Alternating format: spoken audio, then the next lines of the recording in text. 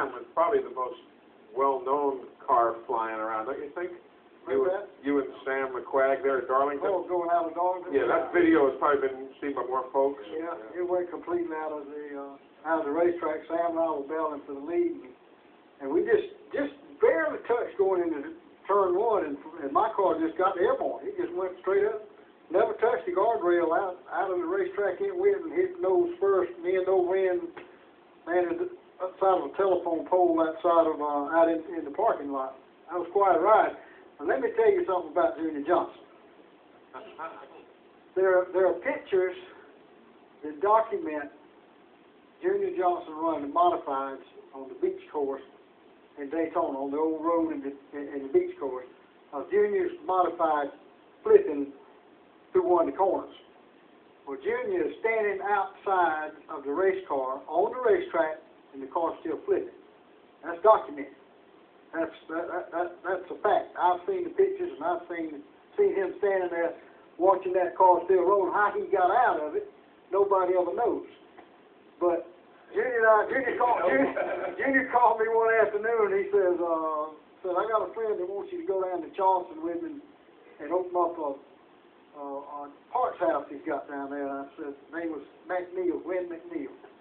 And he said, we'll pick you up in Timbersville, the little old dirt strip there, and sometime a day we're going down and do the thing and come back. And I said, all right, that'll be fine. So Junior and McNeil flew in that afternoon, and I got in the airplane, brand new airplane. I mean, a beautiful twin-engine Piper, and went down to the opening for the new store down there.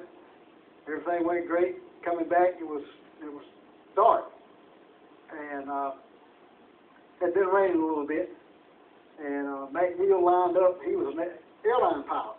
He lined up for the little old strip in Timbersville. You know, I been flying in and out of there since I was 15 years old, and that's where my airplane was, and I knew it like the back of my hand. It was about 3,000-foot grass strip, and McNeil lined up to come in there, and I said, Junior was in the back, and I was sitting in the co-pilot seat, and McNeil was flying. So I said, Mac, I said, you're a little bit high, and you need to go around. A little bit too high, a little bit too fast. Oh, no, I got it made. So he kept on coming. I said, Mac, I said, you're a little bit high, and you're a little bit too fast. I said, you need to go around. I said, ain't nobody here but us. It's a short place. You don't know it. It's not embarrassing to go around one time, you know. Oh, no, I'm going to make it. Well, I knew we wasn't going to make it. But I couldn't do nothing about it. And came down, we was about halfway down that grass strip, still running about 150 miles an hour, and still 10 feet off the ground. Wasn't no way you could get it stopped if you got it on the ground. So finally, he just planted on the ground. They had some construction bulldozers and stuff sitting out there, and the plane turned sideways. We was running 150 miles an hour sideways, headed towards a great big old hangar. And those bulldozers looked like hotels right there, didn't they? Went by that thing. Well, finally, the gear broke out from it, the wing folded up on it, and the dust was flying, and it finally stopped.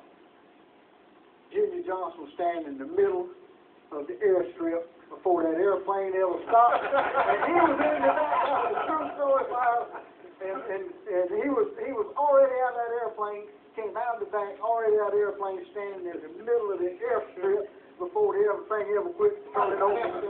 So how he got out of that race car in Daytona and how he got out of that airplane in Timbersville, I don't know. So Junior, how did you get out? First in Daytona. Cale, he's opening the door and getting out and says, Come on, Junior, get out of this thing, go catch the fire. I said, get over here, Ron. That's the truth.